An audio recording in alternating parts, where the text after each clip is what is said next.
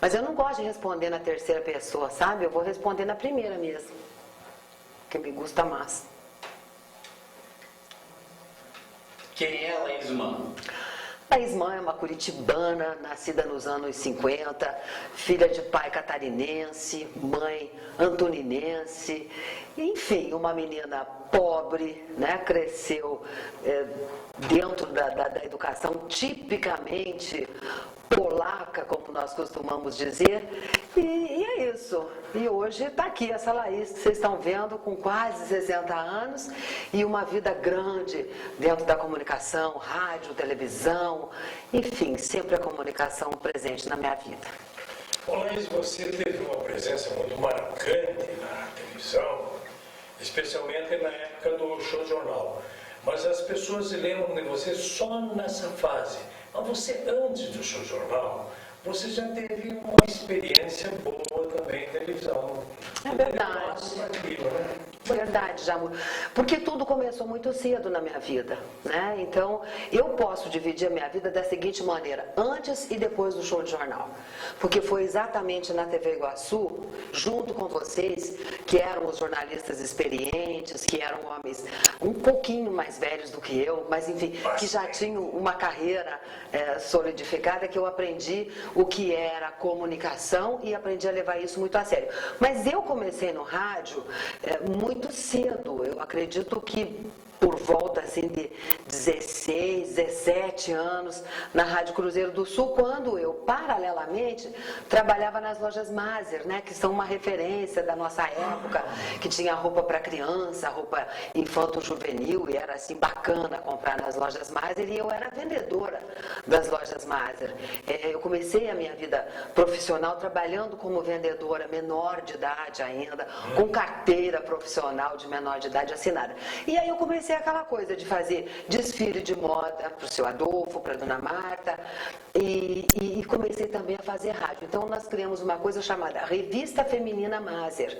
Existia uma urna dentro da loja, onde as pessoas que iam fazer as compras faziam perguntas e depois eu respondia no programa na Rádio Cruzeiro do Sul. Foi uma coisa maravilhosa, e para vocês terem uma ideia, vou contar isso pela primeira vez, era muito engraçado, porque eu fazia os horóscopos à noite com a minha mãe, que era enfermeira, trabalhava numa farmácia, e à noite ela chegava em casa e dizia: mãe, eu tenho que fazer os horóscopos para o programa de amanhã.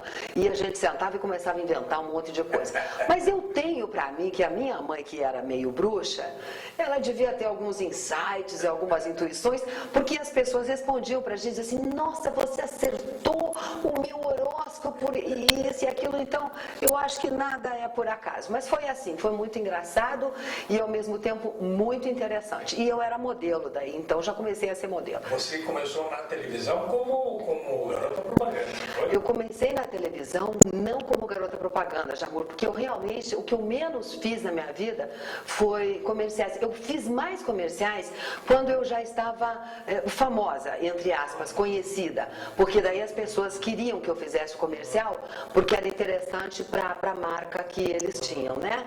Mas eu comecei na televisão fazendo desfiles. Eu fazia desfile no programa da Linda Saparó. No Canal 12, você trabalhou no Canal 12. Eu comecei no Canal 12. Miliano Verneiro. Isso, exatamente. Eu comecei no Canal 12 pelas mãos do Wilson Tomás.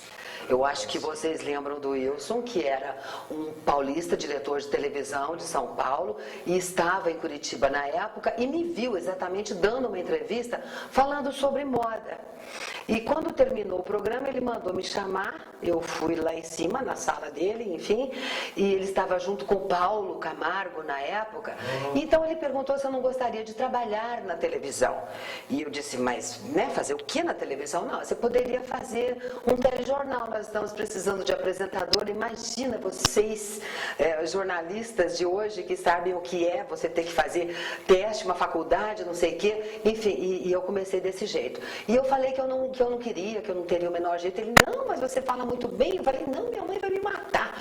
Minha mãe era uma sargenta, gente, vocês não fazem ideia do que era minha mãe. Ela era um pitbull, você entendeu? Porque era na cola da gente o tempo todo, e Deus me livre. Vocês sabem que naquela época trabalhar em televisão não era uma coisa bacana. A gente enfrentava principalmente mulher principalmente uma menina, né, de 17 anos, era complicado. E eu disse que eu não queria trabalhar. Agradeci e tudo mais. Acontece que eu acho que alguns dias depois eu briguei na Maser, porque eu coordenava os desfiles e coordenava o guarda-roupa do desfile, essa coisa toda, e acabei me desentendendo com eles, que foram, na verdade, meus pais também, seu Adolfo, dona Marta, seu Luiz, aquela coisa toda. E eu, rebelde, né, porque imagina a rebeldia, que coisa, e saí da Maser. Mas a minha mãe não permitia que a gente ficasse sem emprego um dia sequer. Então, você só podia sair de um emprego se você já tivesse o outro onde você pudesse trabalhar. E eu briguei na Maser e disse, agora minha mãe vai me matar, ela vai me escalpelar e eu tenho que ter um emprego para chegar em casa e dizer, não, eu saí de lá, mas eu já tenho outro.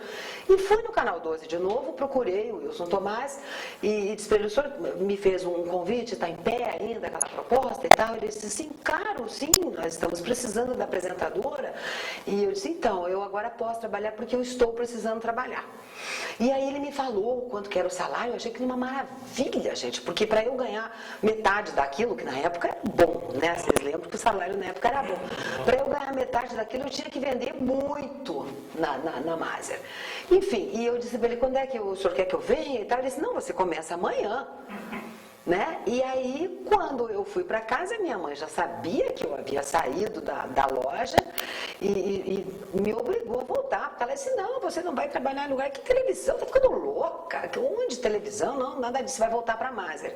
E o seu Adolfo e a dona Marta compreenderam a situação e convenceram-na a me deixar trabalhar na televisão, dizendo que eles se responsabilizariam pelo que eu fizesse, ou enfim, né? E que me acompanhariam. Então, daí eu continuei trabalhando na Maser, que foi a condição que ela impôs, para que eu começasse a trabalhar na televisão. Comecei a fazer um telejornal às 7 horas da noite e fiz aquilo durante um ano e qualquer coisa. Que jornal era, lembra? Ah, não me lembro, Jamur. Era assim, era um... Como é que a gente... Isso, era uma coisa curtinha. Manchete logo em cima, não? Não sei, não lembro. Depois disso, né? Eu não lembro, eu só lembro que o nosso diretor de jornalismo lá era o Rafael de Lala. Ah, já era. Era o Rafael de Lala, Celso Nascimento na redação e aquela turma que está aí até hoje, né, fazendo isso. Depois é que veio, então, a grande transformação. Isso foi 69. 69.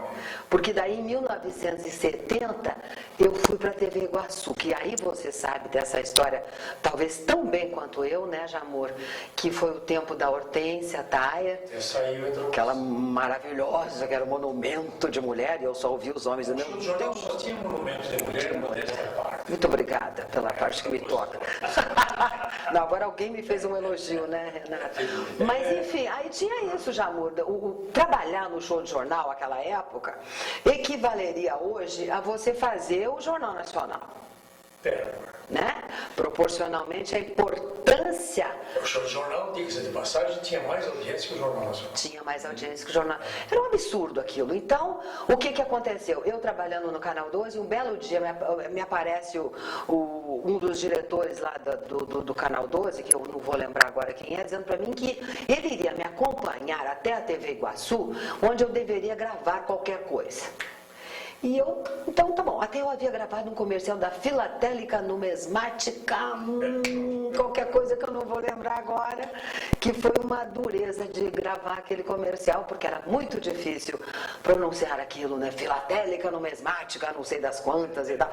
Bom, e daí esse diretor me acompanhou até a TV Iguaçu para eu gravar esse tal texto que eu não sabia o que era. Eu achei estranho um diretor de televisão acompanhando uma apresentadora num outro canal de televisão, enfim. Eu não entendi muita coisa, mas eu também não estava ali para entender nada, né?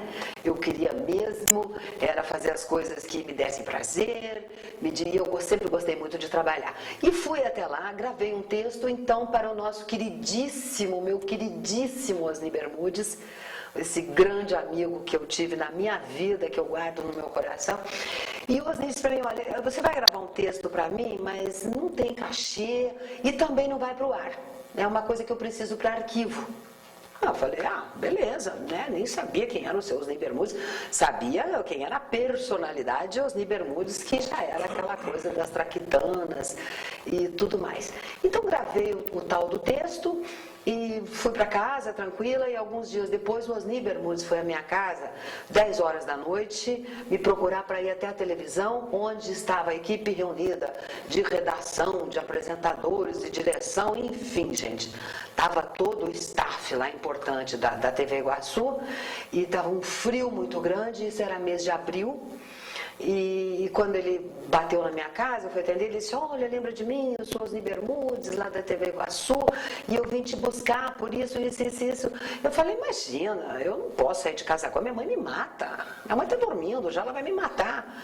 Ele disse, menina, o que eu quero falar, o que eu estou falando para você é sobre a sua vida vai mudar a partir de hoje. Eu estou lhe fazendo um convite, eu nem ia falar sobre isso, mas eu vim para lhe fazer um convite para você ser apresentador do Show Jornal. Eu falei, mas não pode ser amanhã isso? Ele falou, não, minha filha, tem que ser agora, o pessoal está lá te esperando, por favor, você chama a sua mãe e eu converso com ela. Eu falei, bom, eu vou chamar. Mas eu já vou lhe dizer de antemão que minha mãe é muito braba e ela vai ficar uma fera com o senhor e tudo bem. Fui lá chamar minha mãe, acordei, ela era um urso dormindo. Você imagina, você tirar um urso da hibernação, né? Mas eu fui. Eu não tinha saída, porque ele disse que ele não ia sair de lá se eu não chamasse a minha mãe. Então, eu toquei isso, mãe, olha, o negócio é o seguinte, mãe, tem um homem aí no portão, ele é da televisão, lá, e ele está dizendo que nós temos que eu tenho que ir lá na televisão com ele agora. Porque ele disse assim, não, você chama sua mãe, ela vai conosco. Aí ela disse, que é isso? Você tá louca? Porque sua barata descascada, você tem essa mania de inventar as coisas para mim. E eu, não, mas é verdade e tal. Ele falou que a senhora pode ir junto. Bom, enfim, ela pensou, relutou, me xingou mais, não sei de quantas coisas, e disse, eu vou até lá, eu vou levantar. Mas se você estiver mentindo para mim, você não sabe o que vai te acontecer. Eu já sabia que ela ia encher a minha cara de bolacha, né, gente? Mas tudo bem. Enfim, fomos até a televisão e chegamos lá. Qual não foi a minha surpresa e a dela também, quando estava todo o clã reunido, né?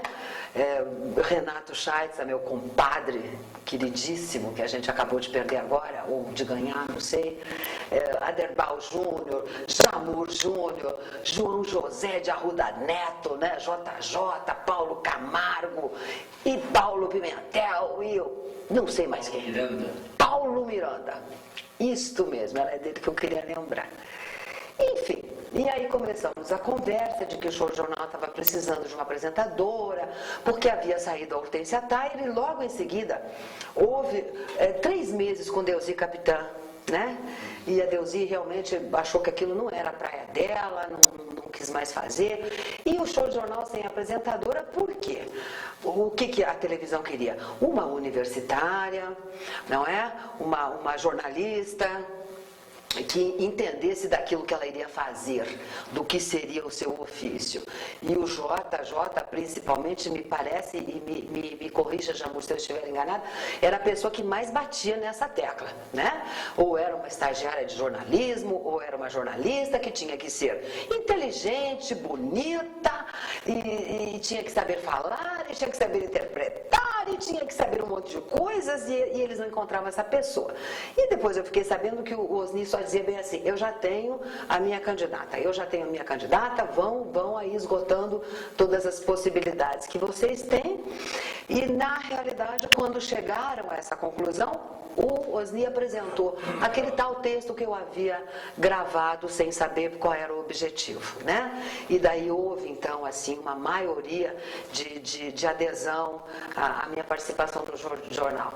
E aí começou, para mim, Jamur Júnior, você lembra disso muito bem, começou o meu céu e o meu inferno. Porque, na verdade, o que eu fazia no Canal 12 era uma coisa muito pequena, não vou dizer em importância, mas, assim, eu não havia entendido o grau de importância daquilo, né? Então, eu ia lá, lia um script e tal, ia embora, beleza.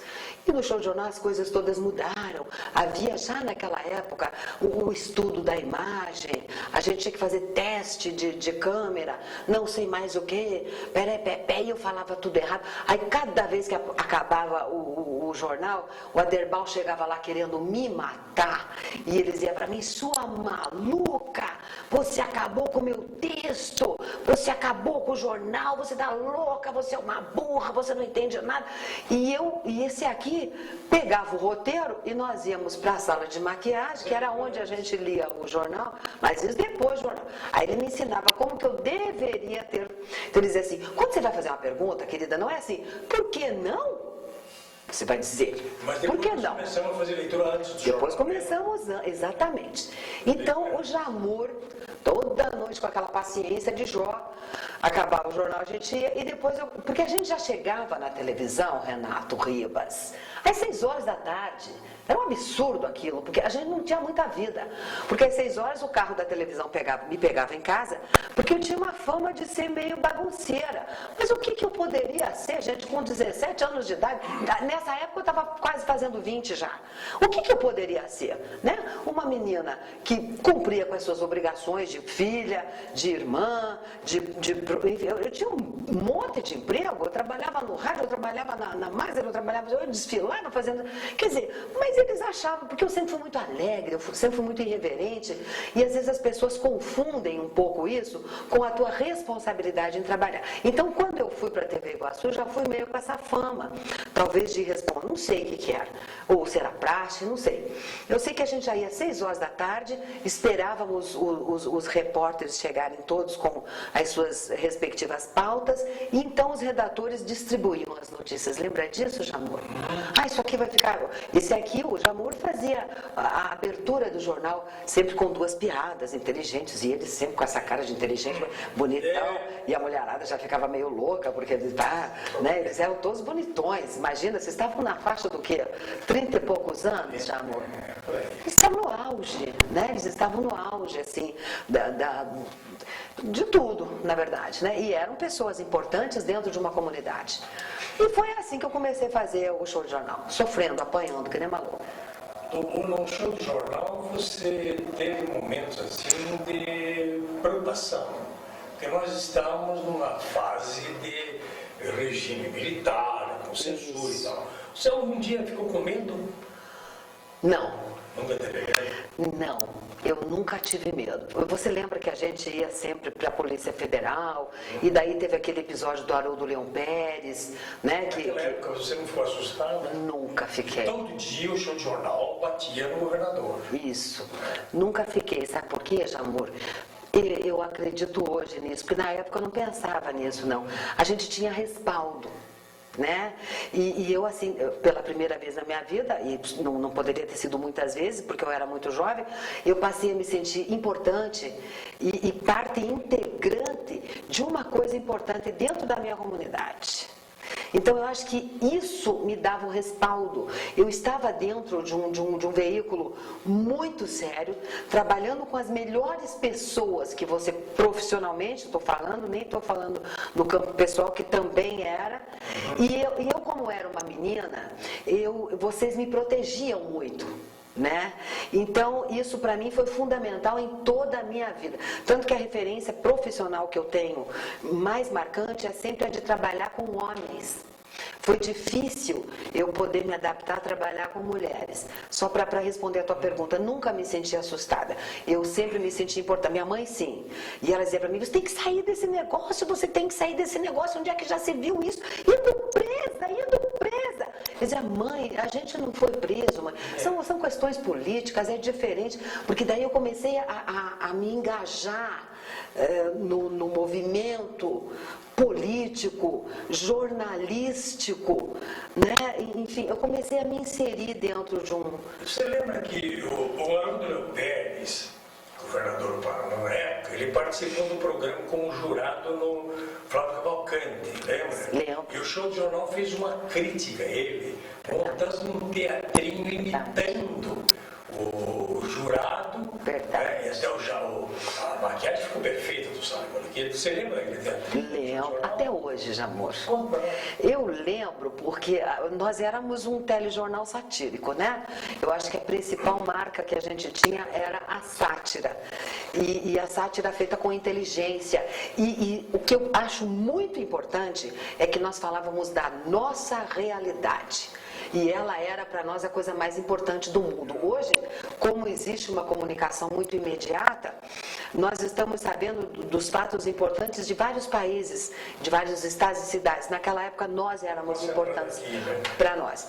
E essa coisa do Haroldo Leão Pérez, que foi todo um episódio político, que talvez alguém depois possa se estender melhor sobre isso, não sei se já fizeram alguma coisa, que eu acho muito importante isso dentro da história política do Paraná, com a participação da televisão, o Dr. Paulo, né, como governador, então tudo tinha um peso maior. E nós resolvemos dentro desse episódio, porque o Haroldo Leão Pérez foi convidado aí no programa do Flávio Cavalcante. E na época, disseram que a esposa dele extrapolou um pouco na manifestação da coquetice, da piruagem, enfim. O que talvez hoje a mulher fizesse a mesma coisa, de ir muito empimponada, sei lá. Eu sei que me deram um cachorrinho na mão, uma coisinha desse tamanho, para que a gente pudesse satirizar melhor a tal da perua, porque no caso eu fiz a mulher do governador. E o Sálio era o governador, né? O Haroldo Leão Pérez, no caso, o governador que foi deposto. E daí foi uma coisa muito interessante, porque foi uma coisa bem improvisada, a gente achou que ia ser uma coisa muito pequenininha, e virou quase que um programa de televisão, né? E aquilo teve outros desdobramentos. Eu não sei se você gostaria que eu lembrasse alguma coisa em particular, mas eu não me lembro. Não, é só isso. Eu sei que todos nós participamos. Aquilo ali foi um negócio muito sério. Muito sério. Antecedeu a queda do governador, né? Exatamente. E o que eu acho, Jamur, que me ajudou muito na minha vida toda, que eu sempre digo que minha vida era antes e depois do show de jornal, é que ali nós não éramos apenas nem apresentadores, nem âncoras, que não havia na época essa terminologia, nós já éramos isso, mas nós éramos, acima de tudo, atores. Porque nós interpretávamos a notícia. Nós, quando era preciso, você imprimia uma emoção e falar daquela notícia, uma coisa que estava nos indignando, a gente falava aquilo olhando para a câmera e o papel aqui embaixo, porque que TP, que nada, a gente praticamente decorava um script toda noite, era uma loucura. Então, nós éramos atores, intérpretes da notícia, que talvez fosse um título muito adequado para nós. O próprio texto era uma peça teatral. Era uma peça teatral. Tchau. Exatamente. Porque nós fazíamos uma mesa redonda e os redatores sentavam conosco, como eu contei inicialmente, as pautas iam chegando, então o Renato, enfim, um deles dizia assim, Jamur, você viu essa notícia? Você viu isso aqui? Como é que você falaria sobre isso? O Jamur falava com as palavras dele. Haroldo, né, que é o Haroldo Lopes, Jota, Laís e tal, Laís. Então, eles tinham mania sempre de me dar o plus da notícia. Ai, mas de vez em quando vinha uma coisa assim mais importante para eu dizer. E eu achava aquilo o máximo quando eu dizia alguma coisa muito importante. E fazer graça junto com o Jamur era uma covardia, porque o Jamur sempre foi muito bom nisso, né? Ele era um desgraçado, porque ele falava sério e daí ele fazia só um arzinho de qualquer coisa no final da notícia e todo mundo se matava de rir.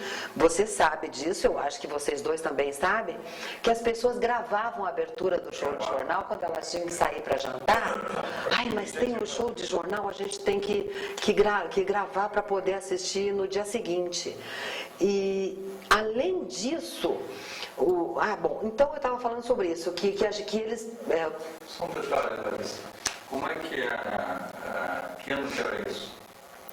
Olha, foi 70, 71, 72 e 74 que eu fiquei no show de jornal. Quem que gravava? O telespectador? Sim, os telespectadores gravavam, eu não sei como é que era, não tinha videocassete? Como que era feito isso então? Não, talvez já no período do final. Mas 74 já havia videotape, gente, não? Acho que não gravavam. Eles, o que talvez se queira dizer, porque o videotape ou o videocassete surgiu em 1980. Mas nós... Não saíam de casa antes de Eles não saíam mesmo. Mas então eu não sei, porque alguém me falou sobre isso, de que as pessoas gravavam. Deve ser áudio, né? Deve ser áudio. Porque me falavam que as pessoas gravavam. Era, na verdade, uma coisa engraçada. Não, mas foi bem bacana você fazer essa referência. Porque eu não havia pensado nisso. Você fazia uma história engraçadinha na abertura do jornal. Ele abria engraçado. Isso. É para descontrair o telespectador, para ele receber tudo ou mais como O facilidade. show do jornal começava às 22. 22h30. Eu vi isso no Dino Almeida, na ocasião, me lembro, a TV Programas deve ter se feito, não, fez referência também, ou se não fez alguma coisa, que alguns hábitos de restaurantes e eventos foram alterados no jornal. Até um jogo Olha de que cacheta interessante isso. Foram alterados. O famoso jogo de cacheta no Clube Literário do Paranaguá mudou de horário. Olha que espetáculo isso. Isso é muito importante, gente, porque faz parte da cultura, né, de uma cidade. E nós tínhamos também, Jamor, que a gente falou sobre a coisa de ser ator e de interpretar, os bonecos, né? Nós tínhamos os bonecos, que era o Chacon fazendo aquele hipopótamo que vivia me cantando, mas ao mesmo tempo que ele me cantava, ele ia, né, inserindo as críticas que os apresentadores não poderiam fazer. Então ele fazia, mas ali a gente usava para dizer tudo, né? Se a gente queria xingar alguém, ou se a gente queria mandar um recado, a gente mandava através do Gorgias e a dona Xandoca, que era uma velhinha fofoqueira, que era maravilhosa. Então a dona Xandoca tinha a desculpa de ser uma senhora, né? Uma velhinha, que todo mundo desculpa o que as velhinhas dizem, por isso que eu estou começando, gente, a achar bacana essa história de ficar velhinha, porque tudo que as pessoas dizem, eu já sou velha, por favor, me desculpa isso, e pronto, e a gente fala o que a gente quiser, né? Eu acho que a idade, quando vem vindo, ela vem com essa autoridade de você poder dizer as coisas para os outros e também não se preocupar muito se as pessoas estão ou não estão gostando. Mas depois do show de jornal, você teve outras experiências na televisão? Várias, né, Jamor? Várias. É assim, eu até não me lembro muito bem disso, porque depois... Você quer traduzir os principais comerciais? Lembra que a gente fazia um programa chamado Os Profissionais? Sim, sim. Que éramos eu, você e o Moacir Gouveia. Era bacana. Os jornalistas, não eram os profissionais. Os jornalistas... Outro tipo de jornal que apareceu. Então você também participou de teatro. Muito pouco. Na época que eu estava no show de jornal. Que na A realidade... peça do Aderbal foi Isso, do Aderbal, do Paulo Vitor. Aderbal e Paulinho, né? Que foi uma coisa linda, chamada Curitiba Cidade Sem Portas. Cidade Sem Portas. Você participou disso. Isso, porque até então, Jamor, eu havia feito assim com o Caco Lacerda, né, que era diretor de teatro. O máximo até onde eu tinha ido era ler um texto. E fui para o Rio de Janeiro falar com o Gianni Rato, não sei o quê, e acabou que a peça não deu em nada, não aconteceu e não saiu. E aí veio Cidade Sem Portas, que era esse texto magnífico, diga-se de passagem, do Aderbal Fortes, que ele não gosta muito que a gente fale disso, porque ele diz, isso é saudosismo, bebê, mas foi lindo e não se fez nada, nem melhor e nem pior. Porque não se fez absolutamente mais nada, do meu ponto de vista, que tenha falado da nossa história e da maneira como foi feito. O Paulo Vítola, junto com o Marinho Galera, compuseram 23 canções especialmente para esse espetáculo, onde eu me revelei cantora, né? Porque eu comecei a cantar no teatro, isso é uma coisa muito séria, em 1972, depois 73, que repetimos o espetáculo, foi um sucesso de bilheteria e foi muito importante aquilo. E eu vivo insistindo cada vez que encontro a Aderbal para que a gente remontasse aquilo de novo a gente, ou sei lá, uma companhia de teatro que fizesse aquilo. Porque nós temos, gente, carência da nossa história. Não sei se vocês concordam comigo. Nós temos carência da nossa história em saber quem nós somos, como nós começamos, o que nós somos realmente, que cultura é essa, que coisa de polaco é esse, sabe como? Porque nós somos diferentes de todo o Brasil.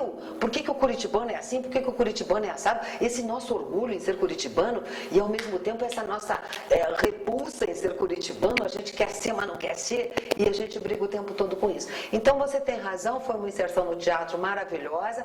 Fiz muitas outras coisas em quase todos os canais. Você lembra depois quando a gente saiu da TV Iguaçu, que acabou o show de jornal, que nós fomos para o canal 6, quando o Martinez, Carlos Martinez, comprou a televisão, quer dizer, o seu Oscar comprou e ele ia lá brincar de televisão, era muito engraçado. O show de jornal, por que acabou o show de jornal? O show de jornal acabou quando mudou a programação da Globo. Isso. Que a programação da Globo deixou de ser transmitida pela Iguaçu e voltou para a TV Paranaense. Exatamente, Eles exatamente. mantiveram ainda um pouco o show de jornal, Mas foi bem aí difícil. já era outro pessoal que fazia. Não, e foi muito então, difícil. descaracterizado. A gente ficou sem programação, a gente ficou sem... Você sabe que foi uma fase muito difícil para todo mundo. Um fato interessante do jornal, do show de jornal também, é que logo após entrava um filme e era o intervalo mais valorizado. Na Exatamente. televisão vendia-se melhor os espaços e era super lotado. Vocês falaram em fazer comercial e eu vou lembrar uma coisa agora que é bem curiosa. Existe uma empresa, eu acho que existe até hoje, a Britânia, Sim. que era dirigida pelo Dr. Percy Jackson. E nessa época, quando nós já não tínhamos mais patrocinador, era difícil, as pessoas não anunciavam. Bom, o negócio era tão sério que a gente reprisava comercial, né? Era complicado. E o Dr. Percy disse, eu vou bancar o show de jornal. Porque tinha essa coisa toda política, né? Era um envolvimento político que acabava interferindo na história da televisão em si. E ele impôs uma condição que era, ele seria o patrocinador, mas ele queria desde que a Laís fizesse o comercial da Britânia. E aí foi uma briga muito séria, porque apresentador de telejornal não faz comercial, como não faz até hoje. Ninguém vê Fátima Bernardes e como é o marido dela, aquele bonitão lá? O Bonner. Eles não fazem, é uma outra postura, né? Bom, então, quando eles foram, quando foi levado isso para a televisão, e o Jota, na época, era o diretor artístico, o Jota discordou disso totalmente. Ele disse que não podia abrir essa exceção, que seria uma coisa... E ele tinha razão, na verdade ele tinha razão. Mas ficou um conflito, porque a televisão precisava de patrocínio, porque quem é que sobrevive sem patrocínio, né? E o Dr. Percy não abria mão disso. Com toda a razão. Também, mas veja que é um impasse complicado de decidir. E eu fui fazer o tal do comercial. E o Dr. Percy foi além de ser a Laís apresentadora do comercial, porque eu aparecia de lingerie no comercial, queridos. Isso em 1970 e qualquer coisinha lá. Você imagina uma apresentadora do jornal, do próprio jornal, fazendo comercial de lingerie. Né? Porque tinha que mostrar que aquilo era um condicionador de ar maravilhoso e não sei o que a gente ficava linda de lingerie, assim, assada e à vontade. E então, só para a gente registrar isso, que os comerciais mais importantes que eu fiz, entre aspas, aconteceram depois de eu ficar conhecida como apresentadora de jornal. Mas tinha uma outra coisa que eu queria lembrar. Bom, depois de tudo isso, fui para Brasília, trabalhei no Senado durante alguns anos, no gabinete do senador Enéas Faria, na primeira secretaria, que foi uma outra experiência muito rica de vida para mim, porque eu não entendia absolutamente nada disso, mas foi muito interessante, eu acho que eu consegui fazer um bom trabalho, porque a partir daí eu me interessei pela política e comecei a fazer assessoria política. Primeiro a gente ensinava os políticos a falar, a não chamar microfone de sua excelência, né? E até hoje eu acho que eles estão precisando novamente ter umas aulinhas, porque a coisa é muito feia, né? Aquela história do menos gente e meia não sei o quê, né? Senhores parlamentares, nós precisamos conversar de novo. Existem exceções, graças a Deus, mas, bom, enfim, e a gente fazia isso. Tínhamos uma equipe grande, eu trabalhei praticamente no Brasil inteiro, fazendo esse tipo de assessoria, de comunicação, de televisão, e morei em Brasília durante 7 anos, tive uma filha em Brasília, né? Tenho 3 curitibanos e tenho uma candanga, né? Que nasceu em Brasília, enfim. E depois voltei ao Paraná, já com essa bagagem política, desenvolvendo esse trabalho político, que foi uma outra porta que abriu-se para mim e que foi bastante promissora também. E há cerca de quantos anos atrás, a gente está em 2000 e o quê? 2009? Eu acho que em 97... eu fiz um programa na Bandeirantes, que foi uma das minhas últimas, um dos meus últimos trabalhos em televisão, né, como programa jornalístico de entrevistas e tudo mais, que foi o Curitiba Curitiba. Ficou 2 anos no ar, foi uma coisa bem importante para mim. Nós fizemos em 2 anos, eu acho que, olha gente, eu fiz um levantamento disso, de quantas entrevistas, porque eram 3 entrevistas por dia, e o programa era de segunda a sexta, um programa ao vivo, produzido, dirigido por mim praticamente, porque eventualmente eu contava com algum jornalista, mas a gente não tinha dinheiro para pagar redator, para pagar diretor, então a gente acabava meio que fazendo uma produção caseira. E nesse período já era diretor também lá, o Wilson Tomás. Mas foi ele que me levou de volta. Sei que coisa maluca, porque quando o Wilson me levou de novo em 97, exatamente, eu não sei se encerrou ainda, porque a gente só encerra depois que está lá na horizontal, 7 palmos, né? Eu não sei se já encerrou. Eu não quero fazer televisão de novo. Se você me perguntar se eu quero fazer rádio, eu quero. Mas a gente não sabe, né, Renato? Então, eu acho assim, mas isso que você falou é bem importante. O Wilson começou a minha vida e, de repente, até hoje, né? O mais recente trabalho, para não dizer o último, tirando os TV leilões da vida, que quase acabaram com a minha vida, que isso não conta como carreira, como currículo, como nada, eram programas comerciais, foi o Curitiba Curitiba, porque o Wilson ligou para mim e um belo dia estou eu lá, recebo um telefonema, ele disse, o Wilson Tomás. Eu falei, gente, eu não acredito que é você. Ele disse, Laís, tenho te procurado tanto em Curitiba, estou aqui porque a televisão estava também passando por um processo de intervenção, alguma coisa do gênero, e ele estava aqui como tal interventor, é isso que a gente fala? E ele me explicou isso rapidamente, falou para mim, escuta, como é que você está? Você está bonita? Eu falei, estou linda, querido, mas eu estou linda, meu Deus, maravilhoso. Ele disse, não, venha conversar comigo então aqui na televisão. E eu fui conversar com ele, começamos a conversar, ele me perguntou de projetos e tal, eu falei, eu não sei, eu quero voltar para o rádio. Eu já estava me achando muito velha, 12 anos atrás, nossa, estou tão velha, não quero saber de câmera na minha vida, minha imagem é uma coisa que vai me traumatizar muito. Mas aí eu falei para ele, eu quero voltar para o rádio e tal. Ele falou, você não pensa em voltar para a televisão? Eu falei, mas não sei, Wilson, acho que não. Ele falou, que pena, porque eu queria te fazer um convite. Então me fez o convite de ir para Bandeirantes, fazer esse programa, que eu adoro o programa ao vivo, porque nós somos do programa ao vivo, né? Que é uma coisa muito mais gostosa, muito mais estimulante, aquela adrenalina te movendo o tempo todo, você brigando com o relógio e com o teu entrevistado, que às vezes você pergunta para o entrevistado, como vai o senhor? Ele fala, bem, obrigado. E às vezes você pergunta como vai o senhor e ele começa a contar como ele vai desde o ano passado, né? E o programa ao vivo tem isso, de você... competência, né? Não é verdade? De você conseguir mediar aquela coisa para chegar no tempo certo, então, até logo, muito obrigado, é aquela coisa toda. Vai acontecer, né? Exatamente. Então foi isso, o Wilson me chamou, logo em seguida o Aderbal Fortes assumiu a direção da televisão. Por indicação do Wilson também. Por indicação do Wilson também, na qual, aliás, eu tive uma contribuição e eu acho isso muito importante da gente conversar. E foi isso, foi uma coisa muito boa quando eu também comecei a ter muito mais contato com as coisas curitibanas. Foi maravilhoso, Curitiba. 97 sem seu próprio programa na televisão. 97, voltei depois, como eu te disse, programas comerciais, e depois voltei com outro programa chamado Noiva Sul, que quando a pessoa me chamou e disse, olha, eu quero te convidar para apresentar um programa, chama-se Noiva Sul. Eu falei, mas você tem certeza que você quer me convidar para fazer um programa chamado Noiva Sul? Não, eu quero que tenha a tua cara e tal. Mas foi assim, tudo muito rápido, foram flashes, entendeu? Mas assim, a minha vida dentro da televisão, do jornalismo na televisão, foi 97. Eu acho que todo o período de tua vida, nós estamos rememorando, partiu muito da tua forma de ser. Eu nunca vi você triste. Sempre alegre, né? Sempre graças a Deus. Participando. Graças a Deus. Essa é uma característica que eu tenho e que eu percebo que as pessoas falam muito nisso, né, Renato?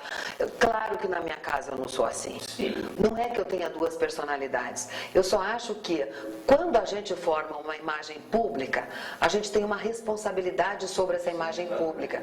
As nossas opiniões, a nossa postura, o nosso comportamento vai, sem dúvida nenhuma, repercutir refletir dentro da sociedade que nós vivemos. Então, eu não saio da minha casa se eu não estou bem.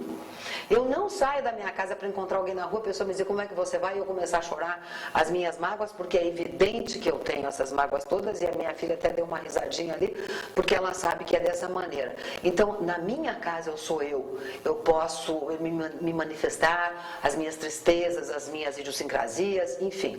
Mas você tem muita razão sobre isso. As pessoas sempre dizem para mim, Laís, o que eu mais admiro em você é a tua alegria. Porque também, Renato, eu adoro as pessoas. Eu adoro o meu trabalho. Eu posso estar com o maior problema da minha vida. A hora que eu entro no meu local de trabalho, eu sou outra pessoa. Eu estou leve, eu quero me dedicar. É muito interessante isso. E eu adoro as pessoas e eu adoro os meus amigos. Você entende? Então eu acho que eu tenho que acrescentar alguma coisa a eles, né? Isso nós somos plenos testemunhos. Que bom. Obrigado, então. Mas é isso, a minha alegria... No transcurso de toda essa odisseia da tua vida, como uma identidade pública, se quis dizer, que você fez essa marca, né? E tem tua marca doméstica, que são outras coisas, mas identidade pública, que você marcou, que você tem consciência dessa responsabilidade, com as suas palavras. Saiu do rádio, saiu da televisão, você enveredou politicamente. Sim. Aproveitando esta imagem. Eu acho que eu não sei quantificar isso, Renato, mas eu acredito, eu tenho assim um temperamento. Estímulo, né? Foi evidente que sim. Mas veja que ironia, eu fui candidata a vereadora 2 vezes, e nas 2 vezes em que eu fui candidata a vereadora, eu não estava em veículo de comunicação. Ou seja, eu não me aproveitei de um momento, que não tenho nada contra quem faz isso, mas por coincidência ou não, eu não estava na mídia, nessas 2 vezes que eu fui candidata. E que é muito importante. E que é muito importante. O Enéas Faria, Isso. que se elegeu senador em função da sua divulgação dentro dos veículos de comunicação. E nós temos muitos outros exemplos, eu acho que hoje, muitos. Sim, o caso dele por Porque eu falei sobre ele. Você falou do teu início em rádio, na Cruzeiro, e que você gostaria de voltar ao rádio. Você voltou para o rádio. Várias vezes. Eu fiz rádio Independência nos anos 80. Eu acho que eu comecei em Independência em 79 e permaneci 80, que foi uma das experiências mais ricas da minha vida, porque também tive a sorte de trabalhar com pessoas muito competentes. Gilberto Fontoura, acho importantíssimo a gente citá-lo, porque eu comecei a fazer um outro tipo de rádio, fazia rádio FM, fazendo locução, e daí um dia ele chegou para mim e disse assim, Laís, entra lá no estúdio agora, a gente vai só gravar aleatoriamente, entra lá e começa a falar um monte de coisa, mas eu quero que você fale como você é, assim, como você conversa conosco, eu não quero você como locutor, impostada, senhoras e senhores, bom dia, eu quero que você entre lá e fale um monte de bobagem. Mas imagina mandar eu falar bobagem, que coisa maravilhosa. Entrei e comecei a falar um monte de bobagem, coisas que me vinham na cabeça, e eu lembro até hoje o que eu falei, você entendeu? E quando eu saí, ele disse, é isso, você vai começar amanhã, você vai ter um programa das 10 ao meio-dia, horário nobre da rádio. Eu falei, Gilberto, fala sério, o que é isso? Quem que vai produzir? Não, ninguém vai produzir. Você vai falar essas coisas aí, tudo que você fala.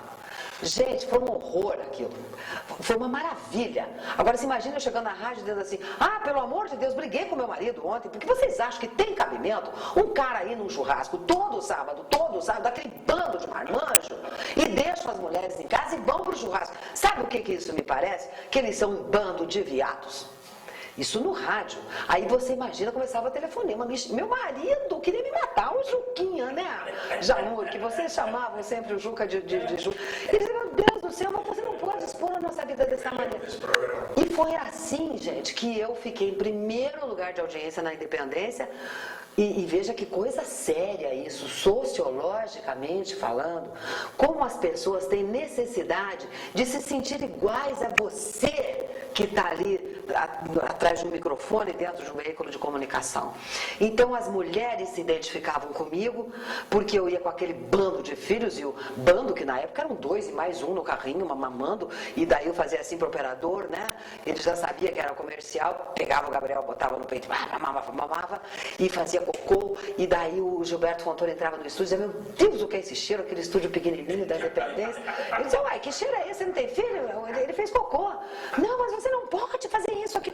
E os outros 2 jogando bola embaixo da mesa de som, gente, fala sério, né? E a minha vida era isso. E os ouvintes sabiam disso. Então eu era, porque ele me mandou ser como eu era, eu falei, então eu vou ser como eu sou, né? Na minha vida, tratando com minhas empregadas, com os meus, enfim, eu vou ser igual. E o programa era um sucesso. Teve um dia que o programa acabou, ele disse assim pra mim, o que foi que você fez com os taxistas? Eu falei, nada. Eu só xinguei o taxista, porque ele fez isso. Tava um bando de taxista lá fora, você não pode, vamos te aprender já, sua louca. E eu falei, meu Deus do céu, mas eu não fiz nada, Gilberto. Eu só falei, porque o motorista foi um horror comigo, você não acredita o que ele fez comigo. Bom, aí ele disse assim, pois é, agora tem que limpar-se lá fora, o que eu vou fazer? Eu falei, vai lá, né? Eu não posso ir. Eu acho que eu estava grávida, enfim. Mas os taxistas foram lá porque eles foram se solidarizar comigo. Porque eu tinha pego um motorista que fez um desaforo muito grande para mim. Hoje eu não vou lembrar que desaforo foi esse. E daí eu cheguei, eu contava tudo, entendeu? Teve um dia que eu também acabei o programa, eu barrigudona lá. Aí Gilberto chegou e disse assim para mim, o que foi que você falou da Brastemp? Eu falei, falei um monte de coisa. Porque tem uma loja que levou uma coisa aí, essas oficinas, levou a minha máquina de lavar para consertar, e já faz não sei quantos meses, eles não sabem o que eles fizeram com a minha máquina, não devolvem minha máquina, e eu meti a boca. Bom, tá um diretor aí da Brastemp. Você faz o seguinte, recebe ele na minha sala. Pelo amor de Deus, Laís. Mas Gilberto, você manda eu falar as coisas, agora você vai ficar aí me censurando? Não, mas você tem que ter um mínimo de bom senso, você entendeu? Não, agora tá bom, então chama o homem lá. Aí chegou um senhor, todo engravatado, bonitão, não sei o que. Resumo, ele era um diretor muito importante da Brastemp lá em São Paulo, e ele estava vindo para Curitiba porque estava inaugurando uma grande loja dessas que fazem manutenção, né, essas oficinas, porque o negócio estava indo muito mal, eles recebiam muitas queixas. As maiores queixas que tinham dentro da Brastemp, por conta dos usuários, era sobre isso, da manutenção dos equipamentos. E esta criatura desembarca no Afonso Pena e deveria ter alguém esperando por ele. Mas houve um problema qualquer de horário, que eu não sei mais o que era, e ele resolveu vir embora de táxi. Chamou um táxi, entrou no táxi, sentou no táxi e me leva em tal lugar. E o motorista lá com o radião, porque eles eram meus ouvintes, não tinha outro. Eu falava muita coisa que eles adoravam ouvir. E de repente começo eu, assim, porque olha aqui, gente, o negócio é que mulher é um inferno, mulher sofre, porque eu compro na minha casa todos os eletrodomésticos de qualidade, eu já compro o melhor que tem, que é para não me incomodar. Agora vocês sabem que quebrou a minha máquina de lavar, e daí comecei a contar a história, querido. Aí o homem disse assim para o motorista, quem é esta locutora? O motorista é a louca, que tem aqui, que fala, a louca. O senhor está vendo como é que ela fala? Ela fala tudo. Ele disse, mas e esse programa dela é ao vivo? É ao vivo? Tá, primeiro lugar. Então o senhor me faz o favor, o senhor pode me levar nessa rádio? O cara foi direto para a rádio, você está me entendendo? Então as coisas aconteciam comigo dessa maneira. Quando o Gilberto pensou que ele estava indo lá para me dar uma babada, qualquer coisa, ele foi lá porque ele achou interessante. Ele disse assim para mim, você fez o maior merchandising, você fez um testemunhal que se eu encomendasse isso para algum profissional de rádio, ele não faria tão bem. Quando eu falei que eu comprava já o melhor, porque na época Brastemp, até hoje a gente fala isso.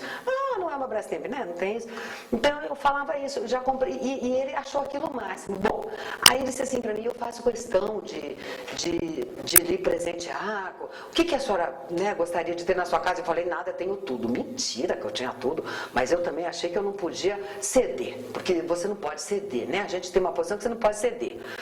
Então eu falei, não, se o senhor conseguir que eles entreguem a minha máquina de lavar roupa que está lá no concerto, eu vou achar isso uma maravilha. Óbvio que no dia seguinte já tinha não sei quantas pessoas me ligando, assessor não sei de quê, assessor não sei de quê, e eu consegui a minha máquina de lavar roupa de volta. Então as coisas aconteciam, gente, no rádio, dessa maneira. Por isso que o rádio, para mim, ele é muito especial. Eu adoro, quando perguntam para mim qual é a sua profissão, eu sempre ponho radialista. Eu adoro ser radialista. Você também? Eu comecei no rádio e sou apaixonado por rádio. Mas aquele radialista... Como você, eu adoro rádio. Eu adoro Fiz rádio. televisão, publicidade na época, porque foi um momento. Mas era bacana também. Agora pergunta a você, Laís, você acha que um programa como esse, teu, hoje, teria o mesmo efeito no rádio? Teria espaço para ele? Mas com certeza absoluta. Não tem espaço para nós, querido. Para nós não tem espaço, porque nós não somos evangélicos, nada contra a igreja, pelo amor de Deus, e também nós não somos políticos, não somos nem vereadores, nem coisíssima nenhuma. Então, eu digo o seguinte, não há espaço para nós, Jamor. Que eu sempre digo que nós somos do tempo que nós recebíamos para trabalhar. Exatamente. Hoje você chega num veículo e a pessoa já vai te dizendo quanto custa por mês para você fazer um programa de rádio ou de televisão. E nós não queremos. De horário, né? Não é isso? Então eu acho que espaço existe sim, porque cada dia mais o ser humano está precisando de referências iguais, de pessoas muito parecidas com ele. Nós não precisamos mais desses ídolos, ou não precisamos, ou precisamos talvez, não sei, porque o mundo está cheio disso. Mas eu acho que sim, e nós deveríamos ter um pouco mais de fibra profissional, Jamor Júnior, entendeu? E dizer, nós queremos voltar para o rádio e mostrar como é que se trabalha nele. Mas onde que você vê a rádio ser de propriedade de igrejas e de políticos? Não sobra espaço. Não sobra espaço. Mas talvez se a gente procurasse um pouco mais, talvez isso também tenha acontecido. É que contra o dinheiro ninguém pode, né, Seu gente? programa na Rádio Independência, claro, não me lembro nem uma vez, mas você rememorou de tal sorte, uma identidade muito. Era Laís Guimarães, o cotidiano. Então você mostrava com total naturalidade o que você está contando aí, uma identificação com donas de casa, com marido, com políticos, com tudo. Com tudo. Desmistificando o que hoje se faz comercialmente e politicamente. Exatamente. Você sabe que as pessoas ligavam e diziam assim, ele sabe que o deputado tal, não sei o quê, minha filha foi lá, e daí ele cantou a minha filha, e eu ia para o meu e escuta, deputado, mas que vergonha, por que fazer isso com a menina? E eles eram tão cretinos, porque eu não citava o nome deles, pois eles ligavam para a rádio e diziam assim para o diretor, manda essa fulana aí, cala a boca, que eu não joguei com ela. Você entendeu? E eu não havia citado o nome deles. E eu levantava todos os assuntos, mesmo que eu não tivesse profundo conhecimento sobre tudo, porque a gente não tem mesmo e nem é obrigado a ter, mas eu tenho a minha postura de cidadã. Então eu analiso as coisas que me afrontam ou que me alegram, como uma postura de uma mulher, não é? De mãe, esposa, dona de casa, e era assim que eu assumia as coisas. Existia um problema político como hoje, existem tantos, e nós estamos lendo aí todos os dias no jornal, a postura da Assembleia Legislativa, a postura da Câmara de Vereadores, do Congresso, enfim, né, gente? Nós não aguentamos mais abrir jornal, mas só que nós só falamos isso. E eu tinha essa válvula de escape de poder ir para um veículo de comunicação, que era primeiro lugar de audiência, isso é muito importante, e me colocar. Eu nunca tive medo, e eu acho que isso também foi a razão de eu ter tido sucesso dentro daquilo que eu fazia. Eu nunca tive medo de dizer o que eu sentia, né? de me expor como pessoa, como mulher, e com muitos como é que a gente pode dizer, agravantes, porque eu era jovem, eu era bonita, eu era inteligente e eu estava dentro de uma coisa importante que era a formação de opinião. Nós fazíamos isso, nós éramos e somos até hoje formadores de opinião. Então, Renato, nós sofríamos toda sorte de pressão. Né, do homem que encostava em mim, tentando me dar uma cantada sem vergonha, por achar que de repente o caminho poderia ser aquele. Só que de um modo geral, eu sempre fui muito privilegiada nisso. Né, porque eu sempre tive o respaldo dos meios de comunicação, dos locais onde eu trabalhei e das pessoas que representavam isso. Faltam apenas 2 minutos para nós concluirmos essas rememorações. Gostaria que você finalizasse contando o que você achar importante de sua vida, de sua participação no nosso meio. Eu acho isso que está acontecendo aqui hoje muito importante e para nós que fazemos a história da televisão, do rádio, da comunicação na nossa cidade, no nosso estado, nós precisamos disso, para que a gente possa passar isso para frente para outras pessoas, não só como experiência, mas para que as pessoas parem e reflitam um pouco sobre aquilo que nós fizemos, as portas que nós abrimos, os obstáculos que nós tivemos que ultrapassar para que hoje as coisas estivessem mais fáceis para eles. Eu quero te parabenizar, Renato Ribas, por ter tido essa iniciativa. Eu acho isso de suma importância. Tive um prazer imenso de estar aqui e quero dizer para vocês, meus 3 queridos amigos, que nós continuamos aqui. Nós não fizemos uma história, nós continuamos fazendo essa história porque nós continuamos atuando. E agradecer de todo o meu coração, Renato, por ter sido lembrada para isso. Muito obrigada.